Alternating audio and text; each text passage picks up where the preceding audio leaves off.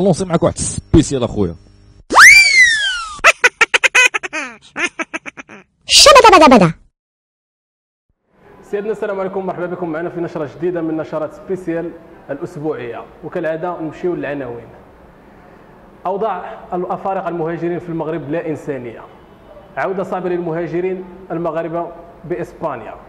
إقبال عدد كبير من المغاربة على قضاء العطلة الصيفية خارج أرض الوطن.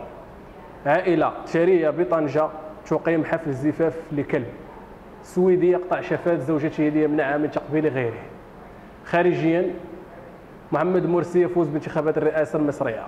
أما رياضيا يوسف حجي يصل إلى العربي القطري.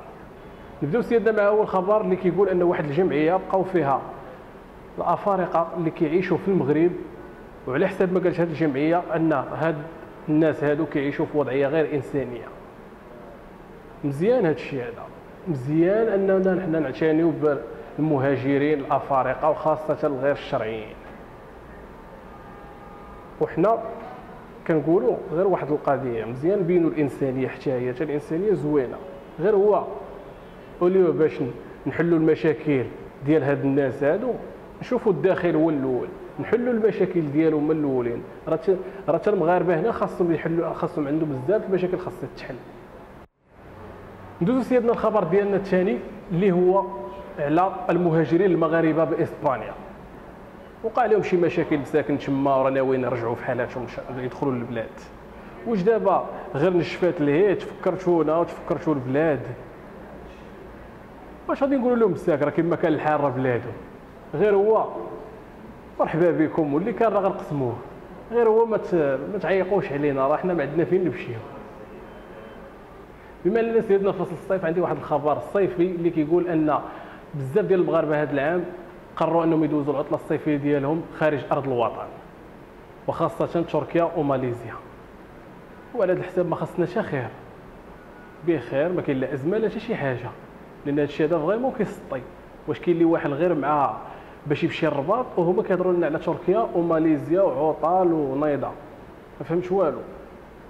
ولكن انا كيبان لي واقيلا ما ظنيتش ان المغاربه كيمشيو بزاف تركيا كيقلبوا على مهند، غير هو للاشاره مهند علق الميريكان. عندي واحد الخبر سيدنا اللي هو خطير بالجهد. هذا الخبر اللي كيقول ان واحد العائله طنجاويه مغربيه لاباس عليها دارت واحد العرس ولا في الاحلام الكلب ديالو. انا كيبان لي هذه العائله هذه سالات العراس ديال ولادها كاملين، بغات تكمل الاجر ديالها، دارت العرس كبير، دارشو للكلب ديالو. واه الله يخليكم واسمحوا لي، هذا هو راه كيتعتبر فرد من افراد الاسره. ما يمكنش دير لولادها كاملين العراس واش خليه هو بلا عرس، حشومه. من هادشي كامل الخوت اش غادي نقول لكم؟ الله يعطينا زهر الكلاب، هادشي اللي غنقول. البارح كنقرا في الشرق الاوسط وكنلقى فيه واحد الخبر اللي هو علام جدا، اللي قال لك واحد السويدي قطع لمراته قنين فاتها، قال لك حكاو الواد باش ما تبوس حتى واحد من غيره. والغباء هذا، وانا كيبان لي هاد الخيل هذا اللي قطع عليها القنين فات ديالها وما غاديش يلقى حتى باش تبوسو حتى هو، علام صافي.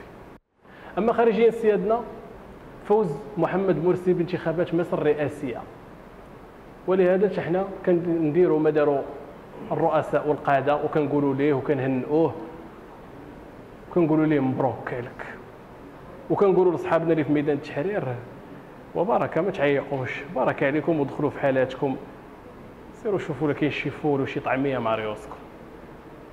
اما رياضيا سيادنا، يوسف حجي من الريال الفرنسي الى العربي القطري، وكنقولوا ليه الله يسهل عليك ومبروك عليك، والمسار باين من تيران الجزيره كمعلق قهوه في الزرقطوني. سيادنا اخبارنا لهذا الاسبوع هي هذه. حنا كالعاده موعد ديالنا على موقع مونبيستوف، وما تنساوش لاباج ديالنا سيغ فيسبوك، وما تعكزوش على لي كومونتير خايبين ولا زوينين، حنا باغينهم ومرحبا بكم.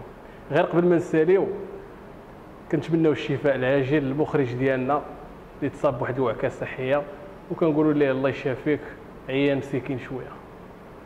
السلام عليكم.